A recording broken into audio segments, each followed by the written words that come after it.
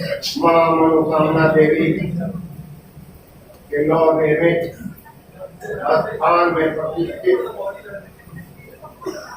करने हेतु आयोजित चंडी ज्ञान योग जप के क्षेत्र में आए हुए सभी अति शक्तियां ब्रह्म के निर्गुण रूप एवं ब्रह्म के सगुण रूपों को मेरा प्रणाम है। यहाँ उपस्थित इस यज्ञ में भाग लेने वाले प्रभु के साकार रूपों को नमन है। इस आयोजन के कर्ता को भी नमन है, क्योंकि आत्मीय रूप से वो ब्रह्म के ही एक अंश है। इस पूरे ब्रह्मांड में ब्रह्म के अलावे कहीं कुछ है ही नहीं, ऐसा शास्त्र कहता है। आप लोगों ने अभी कीर्तन किया, रामायण जो पढ़े होंगे वो जानते होंगे, र का मतलब होता है परमात्मा और आम का मतलब होता है सभी जगह उपलब्ध। राम का अर्थ हुआ जो सभी जगह उपलब्ध हो। कण कण में राम उपलब्ध है। अगर राम सही है तो हर एक कण कण में वो उपलब्ध होंगे, तभी उनका राम नाम पड़ा है।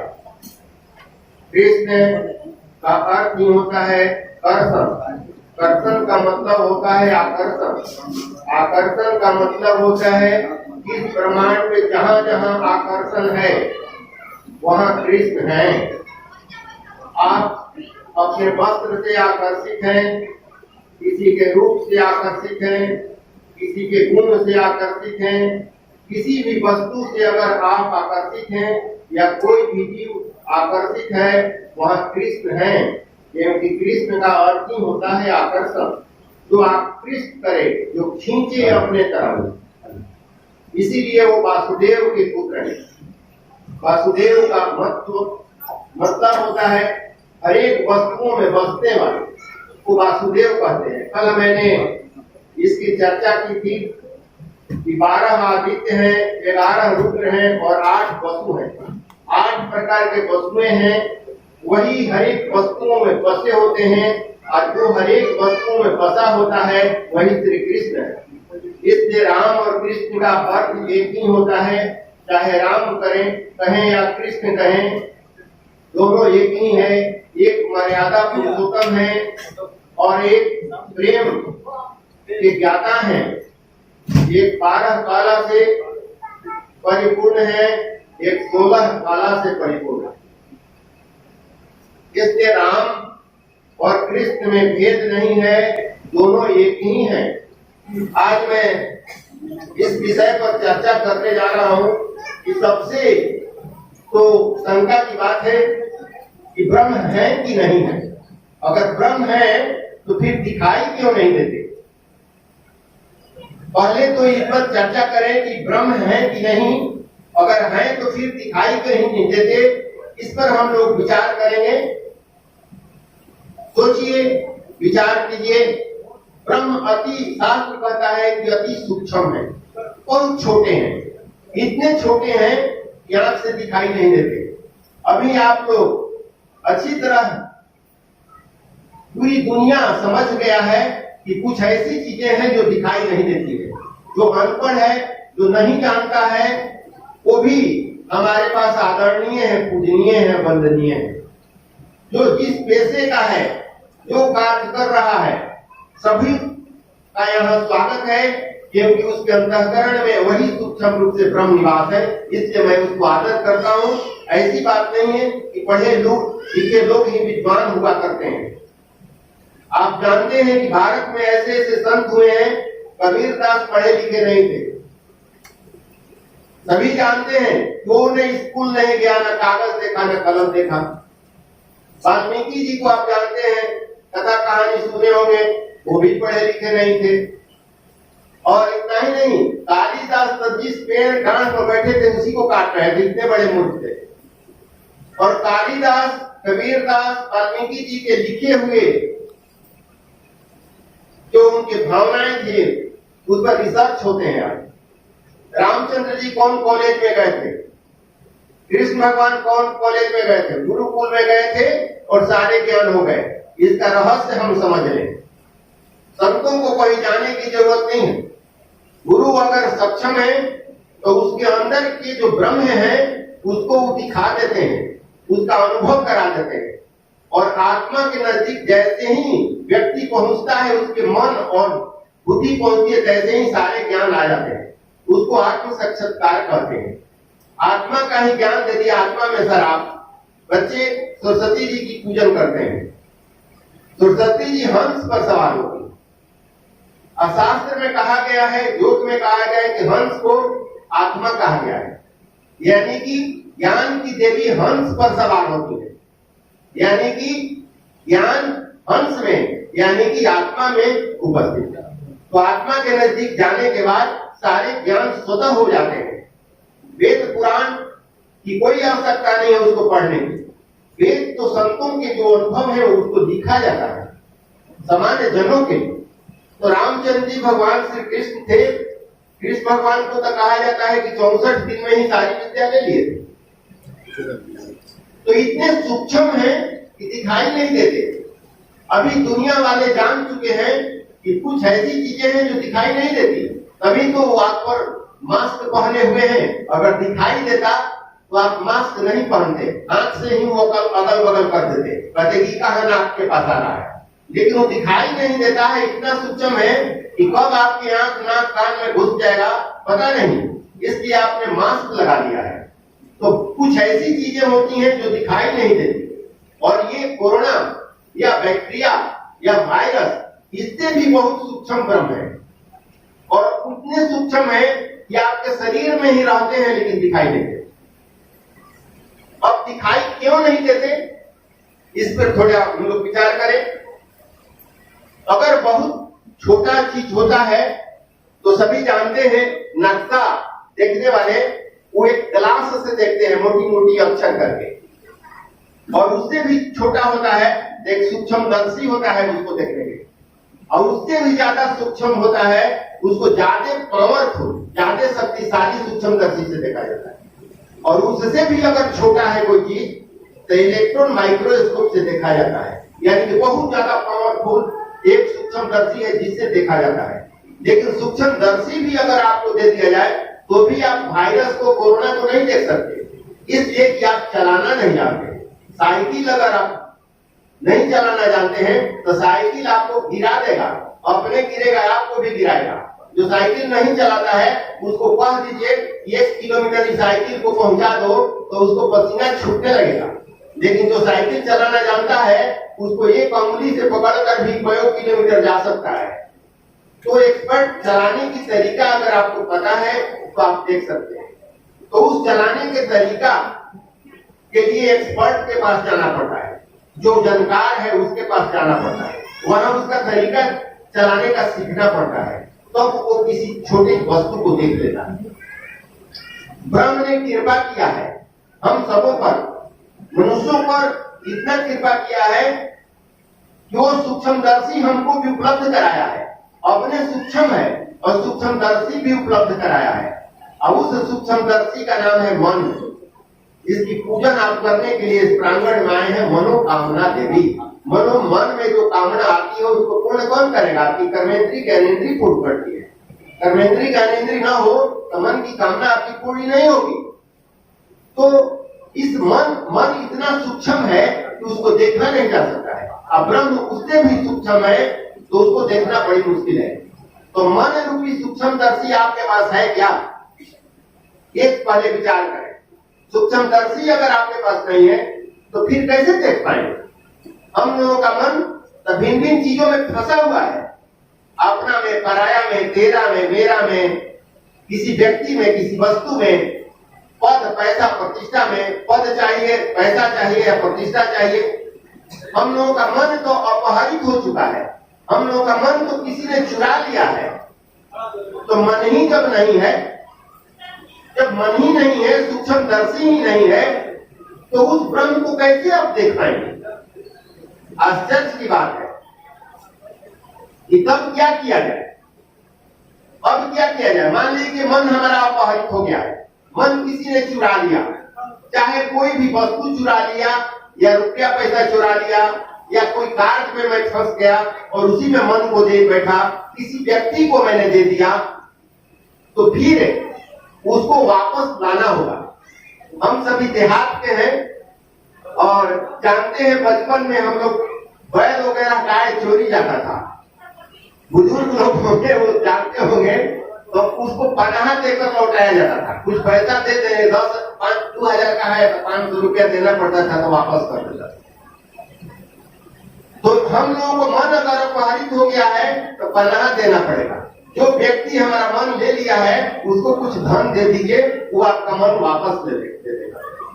आप समझते हैं कि उसको पैसे दे देने पर इस धरती पर पैसा रुपया दे दीजिएगा, आपका पुत्र आपको पूछेगा नहीं, आपकी पत्नी आपके पति आपको पूछेंगे नहीं, पैसा दे दीजिए, वो अपने मस्त रहेंगे।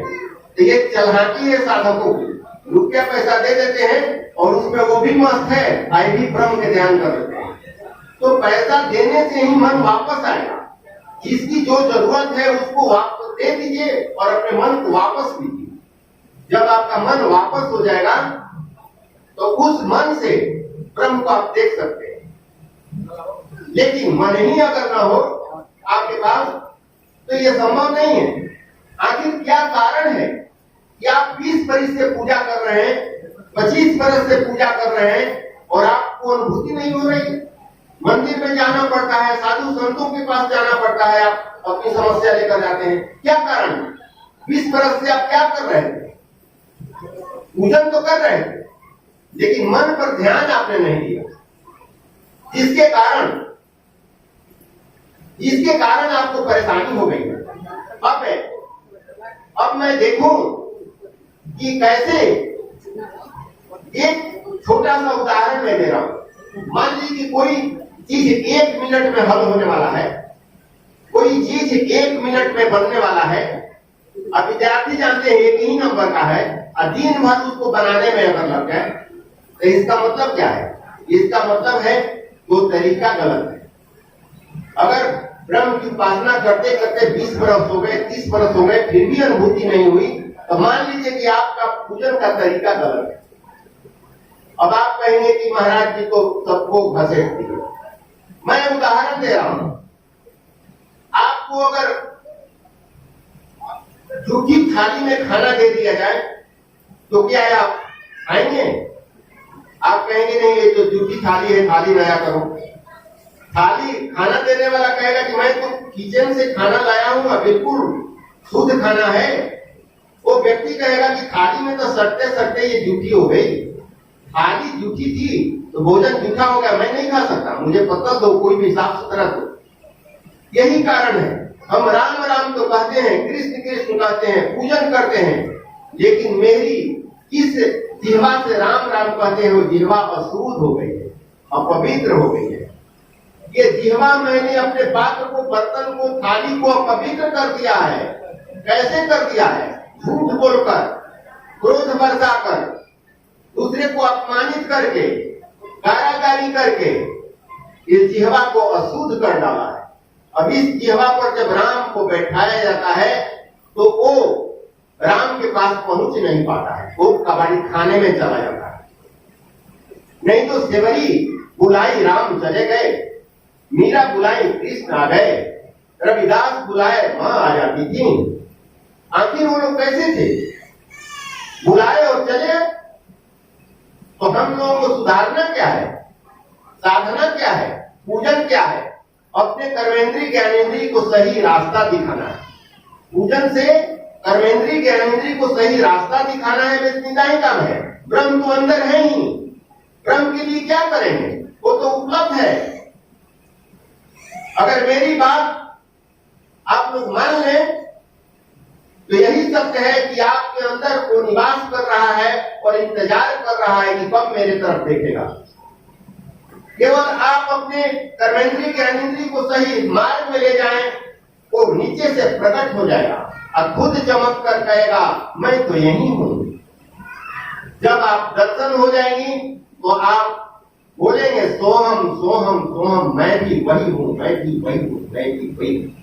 जैसे उदाहरण आग कहीं जल रही है, आप देखेंगे तो लगेगा कि आग जल रही है, और नजदीक जाएंगे तो देखेंगे कि आग नहीं तो लैंप जल रही है, और नजदीक जाएंगे तो उसका प्रकाश भी दिखाई देगा, और नजदीक जब जाएंगे तो उसका ताप भी आपको महसूस होगा, और नजदीक जाएंगे तो उसके ताप से आप जलने भी लगेंगे, और नजदीक उसके चले जाएंगे तो आप भी जलने लगेंगे, तो कहेंगे कि सोहम तो मैं भी वही हूं, मैं भी, आप भी आग बन जाएंगे। इसीलिए संतों को कहा जाता है कि वो आग के तुल्य होते हैं, ब्रह्म के नजदीक होते हैं, इसलिए उनको आगमन को शुभ माना गया है। मैं स्पष्ट करके आप लोगों को बताया, आग्रह भी किया, जब तक आप सुधरेंगे नहीं, जब तक अपने कर्मेंद्री ज्ञानेंद्री को सही मार्ग नहीं देंगे, तब तक कितना भी आप पूजा कर लें, कितना भी उपाय व्रत कर लें, ये संभव नहीं है। एक दिन मैं चर्चा पहले भी किया, आज कर रहा हूं, आप बताएं बिहार में छठ बड़ी शौक से किया करती है। छठ करती हैं तो उसमें क्या करती हैं? पहले नहा खा करती हैं, पहला दिन भैया नहा के खाना बनेगा, नहा के खाएंगे। दूसरा दिन क्या करती हैं?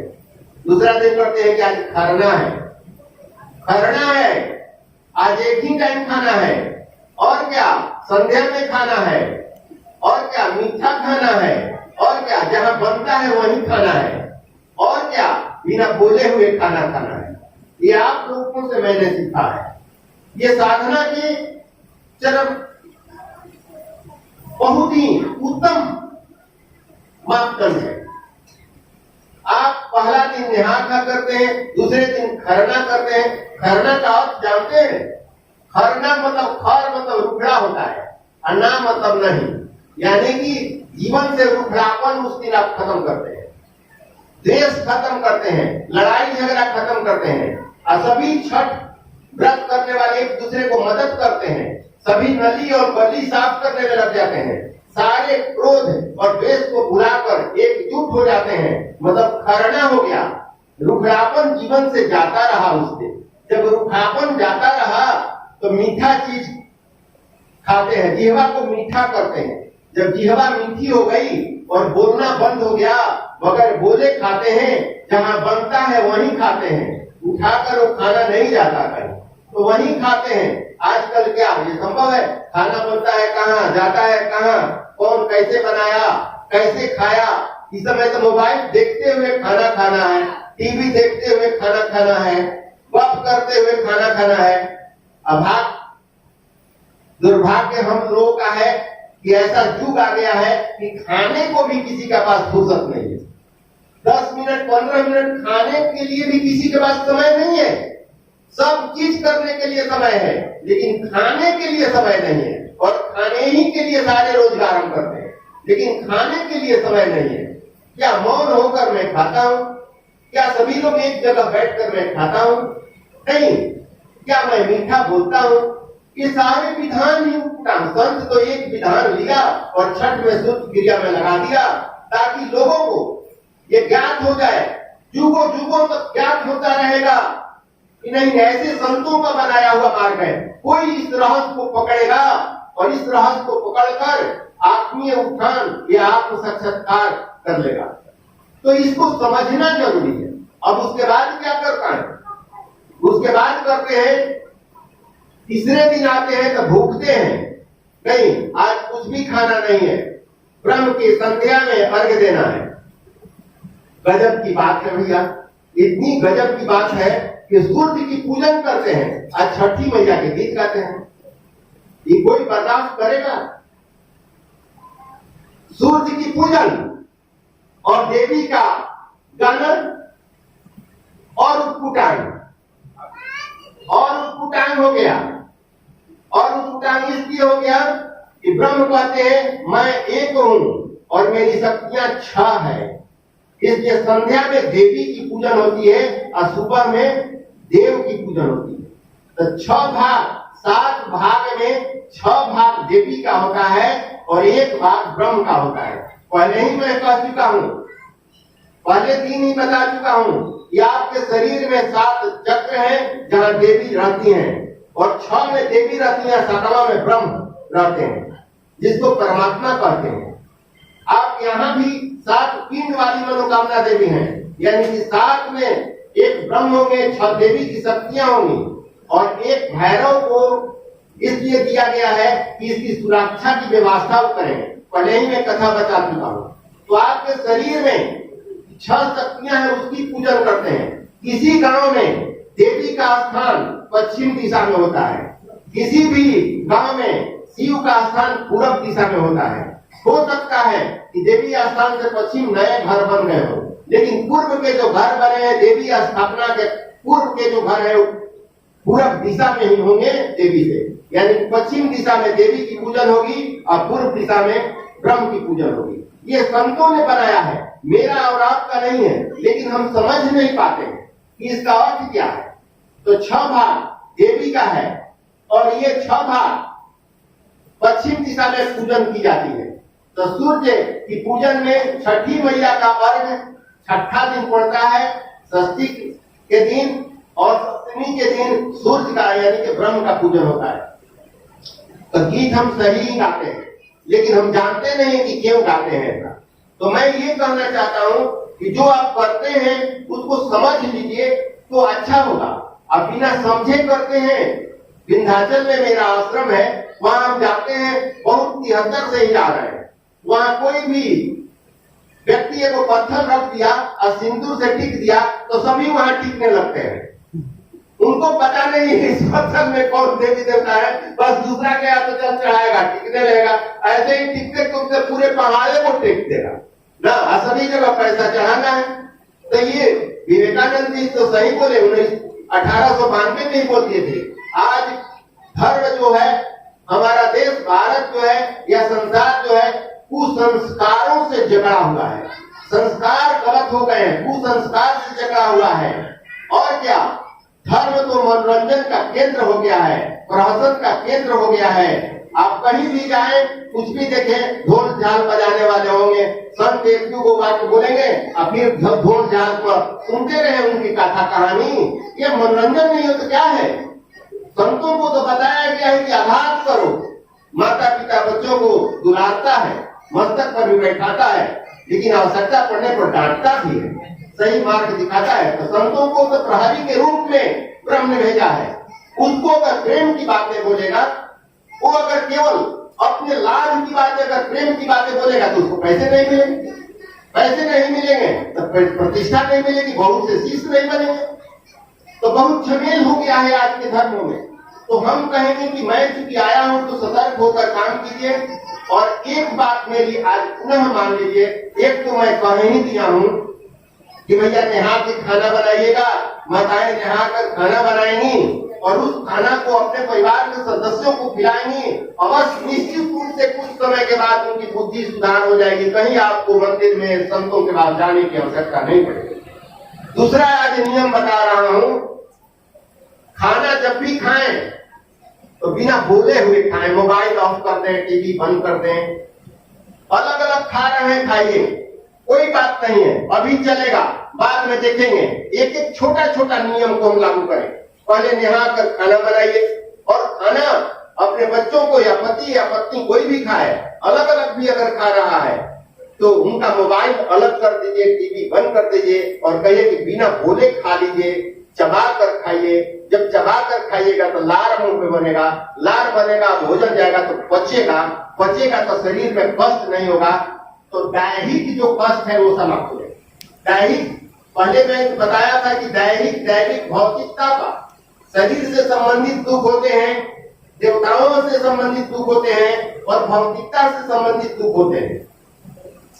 तो शरीर से संबंधित दुख तभी आते हैं जब हमारा खान पीन बिगड़ता है, हमारा आहार और शयन का समय बिगड़ता है।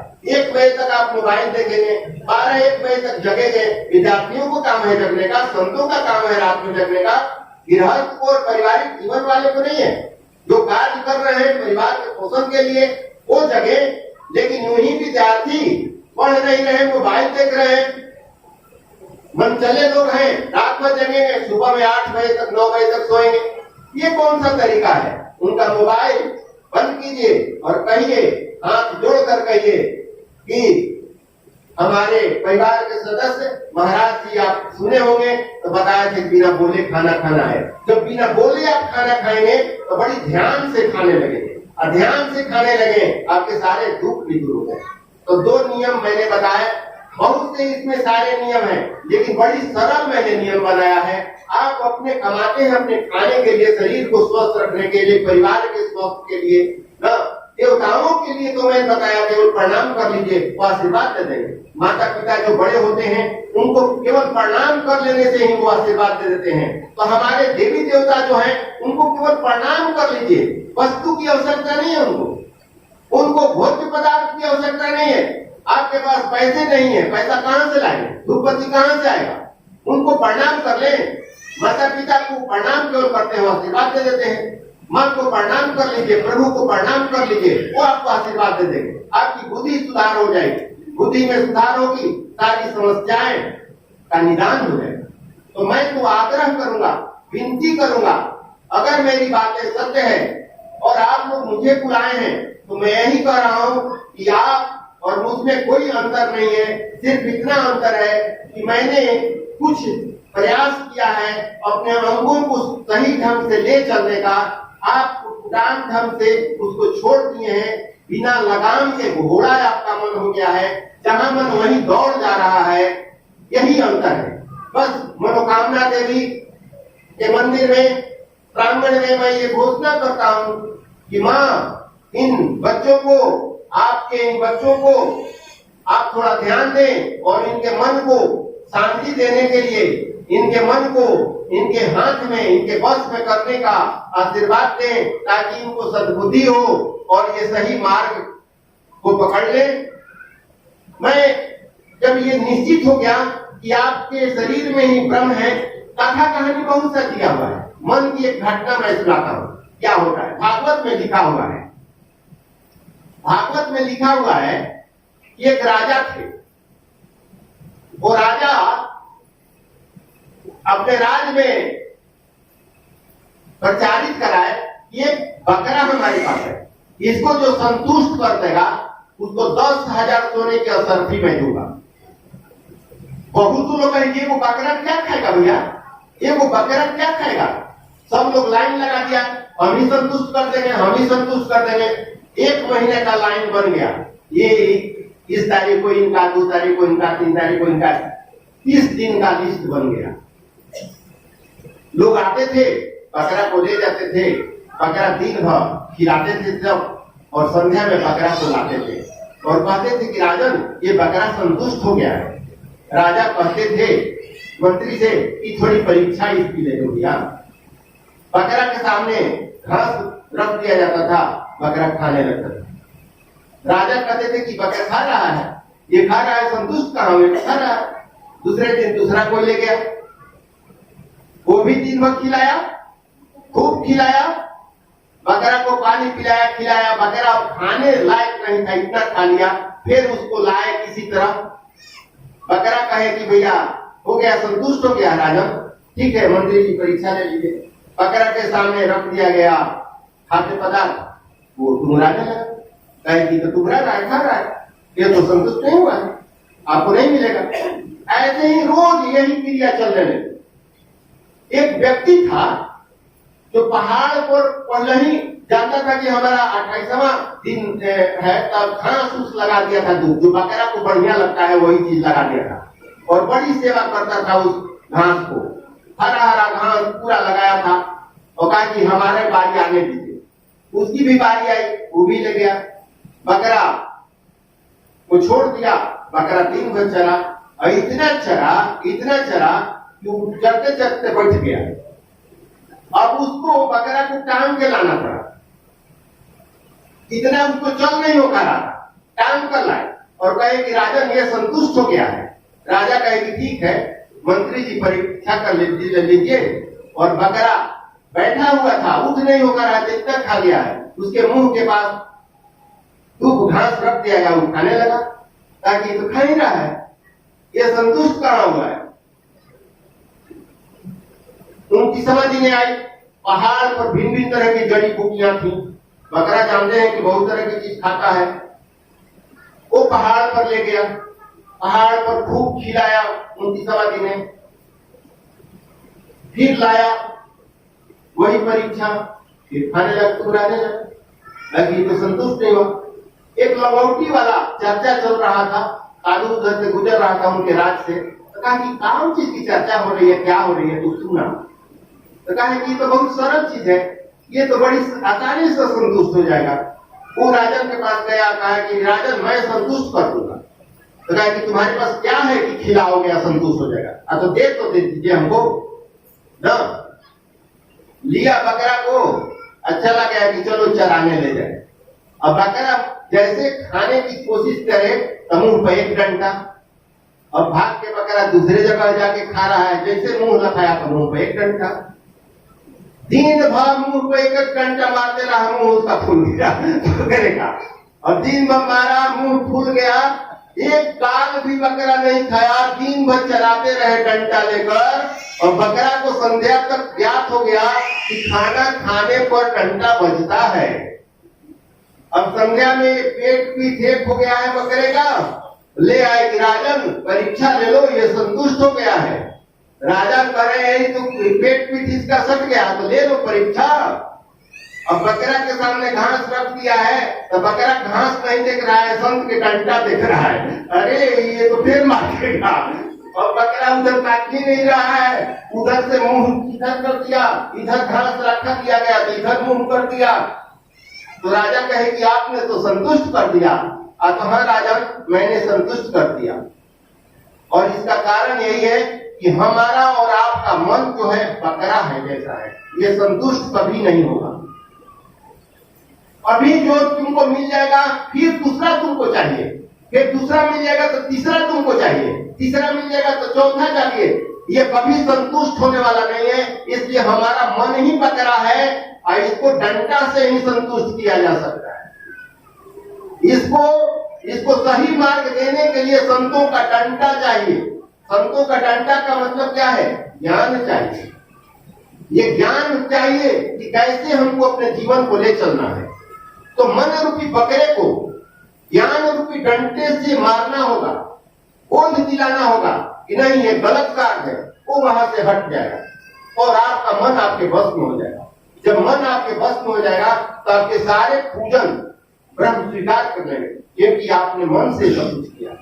तो मैं आग्रह करूंगा, इस मन को बस में करने के लिए भगवान गीता में भी, जो पढ़े होंगे वो जानते हो, गीता में भी स्पष्ट कहते हैं कि मन जो है कि बहुत चंचल है।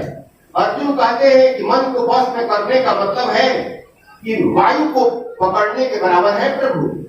भगवान कहते हैं कि हाँ अर्जुन, वायु के पकड़ने के बराबर है, लेकिन अभ्यास से ये संभव है। ये अभ्यास से संभव है, तो हम लोगों को अभ्यास ही करना होगा। अभ्यास करना होगा, जिह्वा को पहले बस में करें। आप सभी जानते हैं, अच्छी तरह जानते हैं, क्या जानते हैं? एक वो काम के लिए दो को अंग मिले हैं हमको।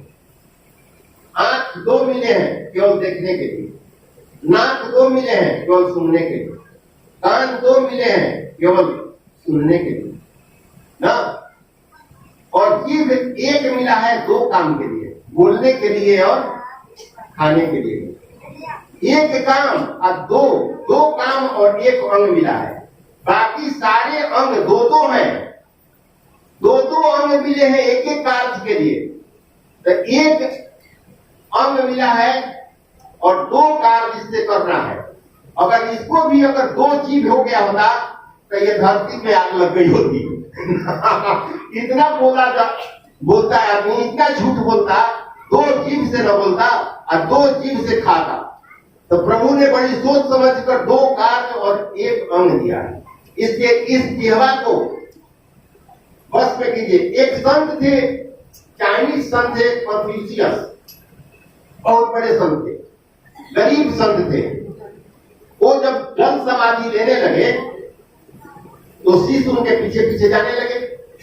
पानी में उड़ते जा रहे थे, शिष्य लोग जा रहा था कि जब तक पानी में नहीं पूरा डूब जाते हैं तब तक चलेंगे। शिष्य लोग आग्रह किए कि गुरुदेव अंतिम शिक्षा हम लोगों को कुछ दीजिए, अंतिम शिक्षा तो कुछ दे दीजिए। तो कुछ बोले नहीं कि समाधि लेना है, मुंह खोल कर दिखा दिए। अब मुंह खोल के दिखा दिए तो क्या देखे लोग, अरे इस मुंह में तो दांत है ही नहीं, ये तो सारे दांत इनके टूट गए हैं। गुरु जी से आग्रह किए कि गुरुदेव मुझे तो कुछ दिखाई नहीं दिया। तो कहें कि नहीं दिखाई दिया, देखो और क्या दिखाई दिया, तो जीव तो दिखाई दे रहा है। तो कहे कि बेटा यही तो बताना मैं चाहता हूं, जो दांत जन्म के बाद दांत आया था लेकिन काला था, और काला होने के कारण ये पहले टूट गया है। जन्म के समय जीभ था और आज भी जा रहे हैं तो जीभ जा रहा है, यानी कि मुलायम जो था वो आज भी है और शुरू में भी था। तो जो मुलायम रहेगा उस समय भी था और आज भी है, जो कड़ा था बाद में आया और पहले चला गया। बस यही तो है मेरा ज्ञान। ये बहुत बड़ी उपलब्धि है, साधकों के लिए बहुत बड़ी चीज है। आप अपने जिह्वा को वश में कीजिए। भगवान श्री कृष्ण गीता में स्पष्ट बोलते हैं कि काम से क्रोध उत्पन्न होता है, और क्रोध ज्ञान को ढक लेता है, और ज्ञान के ढकने से उस व्यक्ति का पतन हो जाता है। गीता में तो स्पष्ट बता रहे हैं, यानी कि कोई कार्य आप कर रहे हैं तो उसमें विघ्न जब आएंगे तो क्रोध उत्पन्न होगा। मान लीजिए आप झाड़ू दे रहे हैं, किसी को कहते कि झाड़ू देना, और झाड़ू उस समय को नहीं दिया, आइएगा देखिएगा क्रोध आ जाएगा। झाड़ू दिया है, बढ़िया से पोछा नहीं लगाया है, आपको विघ्न आएगा। काम में अगर विघ्न आएगा तभी क्रोध उत्पन्न होता है, स्पष्ट गीता में लिखा हुआ है। काम में जब विघ्न आएगा तो क्रोध उत्पन्न होगा, चाहे जिस तरह का काम आपका हो। काम में अवरोध होगा, अवरोधन होगा, रुकावट होगी तो आपको क्रोध उत्पन्न होगा, और क्रोध उत्पन्न होते ही ज्ञान को ढक लेता है, ज्ञान आपका समाप्त हो जाता है, और ज्ञान के समाप्त होने के बाद आपका पतन हो जाता है। तो बराबर ये ध्यान रखें कि क्रोध अगर आ रहा है हमारे पास तो जरूर कहीं रुकावट हुई है कार्य में। महाराज जी बोले थे, गीता में भी स्पष्ट है कि कार्य में रुकावट के कारण ही क्रोध उत्पन्न हुआ है। इसलिए क्रोध मुझे उत्पन्न होने देने नहीं है, क्रोध का शमन करना है, ताकि ज्ञान हमारा बरकरार रहे। ज्ञान बरकरार रहे मतलब आत्मा सुरक्षित रहेगा, और वो सुरक्षित रहेगा तो फिर कार्य हो ही जाएंगे।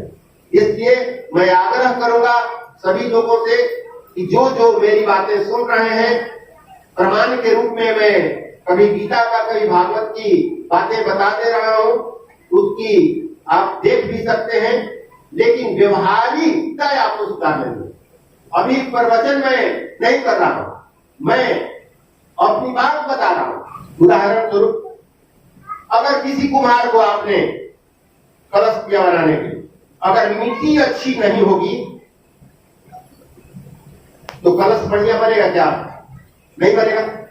अगर मिट्टी अच्छी है, अब पानी अगर अच्छा नहीं हो तो वो बढ़िया नहीं बनेगा।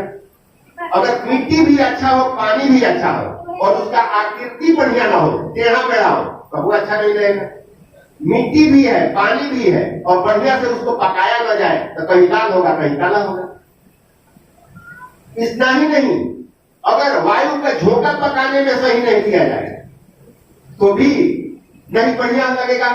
तो पांचों चीज, मिट्टी भी अच्छा चाहिए, जो मिट्टी के घड़ा बनाते हैं वो मिट्टी को लाते हैं, उसको पीसते हैं, उसको चालते हैं, फिर उसको अच्छा पानी में ज्यादा न कम डालते हैं पानी, फिर उसको आकृति सुंदर बनाते हैं, फिर उसको सुंदर हवा के झोंका से आग लगा के उसको पकाते हैं, तब वो घड़ा सुंदर होता है। तो हम लोगों में ये अवगुणता जो आ गई है, ये कहां से आ गई? मिट्टी का दोष हो गया है, अन्न का दोष हो गया है, पानी का दोष हो गया है, पकाया हुआ साधना नहीं करनी है, वायु श्वास प्रश्वास उल्टे चल रहे हैं। आपको पता है कि आप कितने बार श्वास लेते हैं? आपको पता नहीं है। जोगियों को पता है एक दिन में 24 घंटा में 21,600 बार सांस लिया जाता है। 21,600 बार प्रतिदिन सांस लेने वाला व्यक्ति को ये पता नहीं है कि 5-10 को श्वास उसके जान पहचान में हो। आया गया उसको ध्यान नहीं है। जोगी लोग प्राणायाम करता है, हर एक प्राणायाम में सांसों को देखता है, आया गया आया, वही गिनते रहता है। बराबर राम को श्वासों में बसा लेता है। जाप करने वाले अजपा जप करते हैं, श्वासों पर जाप करते हैं। प्राण प्रतिष्ठा करने वाले अपने प्राण वायु को देवी देवता में पत्थर में डालते हैं। तो प्राण वायु भी आपके बस में नहीं है, तो वायु भी आपको बस में करनी है, तब जाकर आपकी शरीर की रचना होगी। आपका मिट्टी, हम लोगों का मिट्टी अगर गलत हो, मिट्टी अगर कंक्रीट भरा हो, तो उसका क्या होगा? चूहेगा रुखाड़ा। वो अच्छा बन भी जाएगा, सुंदर भी लगेगा, तो चूहेगा। यानी कि अन्न शुद्धि बहुत जरूरी है। अन्न शुद्धि जो आप खाना खाते हैं, छठ में कैसे खाना खाते हैं? चोरी चमारी का उस दिन धन नहीं होता है। जो पकवान बनता है, हमको नहीं लगता है कि किसी के यहाँ चोरी करके गेहूं लाया गया हो, बनाया गया हो। मांगा जा सकता है और मांग कर नहा धोआ के बनाया जा सकता है, लेकिन चोरी चमारी वाला गेहूं उस दिन नहीं बनता है। मांग कर बन सकता है, लेकिन हम लोग तो सारे धंधे कुटान करते हैं, ठगना ठगाना यही कार्य लगा हुआ है, तो अन्न ही अशुद्ध हो चुका है।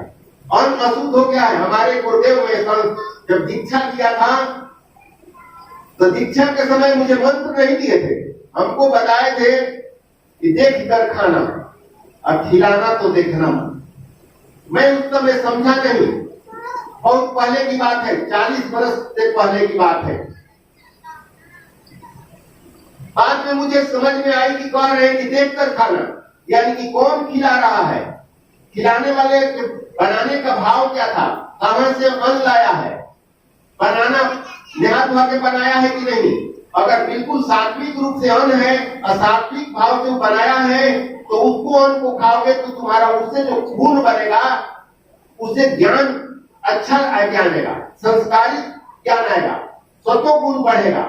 अगर चोरी चमारी का धन तू खाएगा, प्रेम नहीं होगा, मगर नहाए धोए खाना बनाया गया होगा, बिना प्रेम के खिलाया गया होगा, दबाव में खिलाया गया होगा, तो वो क्या करेगा? गलत खून बनाएगा और तुमको तमोगुनी बना देगा। वो खून ही तो अंदर है। आप जानते हैं? नहीं जानते। क्या नहीं जानते हैं? आप जो अन्न खाते हैं हम लोग, वो क्या होता है? रस बदल जाता है। जो अन्न हम खाते हैं, वो रस पहले बनता है, और रस बनने के बाद वो अवशोषित होकर रस से का मज्जा बनता है, और मज्जा से का खून बनता है, और खून से क्या बनता है? बीज बनता है, और बीज से मेधा बनता है। इतनी बड़ी चीज है। तो एक छोटा सा योग खाते हैं तो ज्ञान, मेधा शक्ति, आप जानते हैं मेरिट लिस्ट, आप लोग डॉक्टर जानता हूं मेरिट लिस्ट क्या होता है?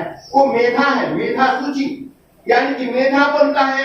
जितना तुम खा रहे हो उससे थोड़ा सा रस बनेगा, उस थोड़े से रस से थोड़ा सा बनेगा मज्जा, और मज्जा से बहुत मज्जा से थोड़ा सा खून बनेगा, और बहुत से खून से थोड़ा सा बीज बनेगा, और थोड़ा सा बीज से थोड़ा, बहुत से बीज से थोड़ा सा मेधा बनेगा।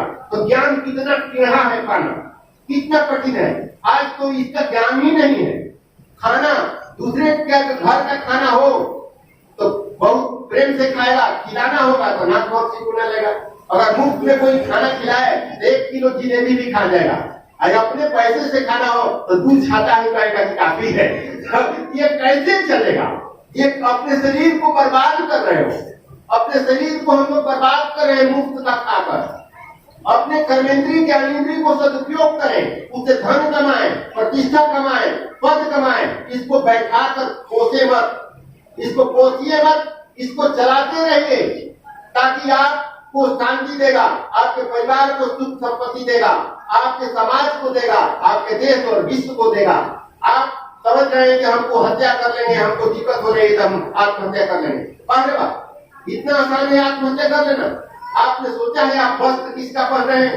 ये वस्त्र में कौन व्यक्ति कपास उगाया होगा, कौन कारखाना लगा के धागा बनाया होगा, कितने लोग काम किए होंगे जो कपड़ा बना होगा, दर्जी इसको सिया होगा, कितने लोगों का मेहनत आपको आप पहन रहे हैं, कितने लोगों का अनाज उपजाया हुआ है आप खा रहे हैं, पसीना कितना गिरा होगा उस अन्न के उपजाने में। आप मुफ्त में आपको सरकार शिक्षा दे रही है, उसके लिए करना है, किसान के लिए करना है, उसका खाना में काम कर रहे हैं, मजदूर के लिए करना है। आपका शरीर मुफ्त का थोड़े है, आपका सबका कर्ज है आपके शरीर पर। ऐसा मत समझिए कि हमारा है, जैसे मन करेगा तैसे कर देगा। आपने दूसरे से सेवा लिया है, आपको भी दूसरे के लिए करना है। प्रेम से बोलिए श्री सतगुरुदेव भगवान की जय। माया महामृत्युंजय भगवान की, महाकालेश्वर भगवान की, जगत जननी की, राम दरबार की, हनुमंत लड़ा की, आनंद कल भगवान श्री कृष्ण की। हरा हरा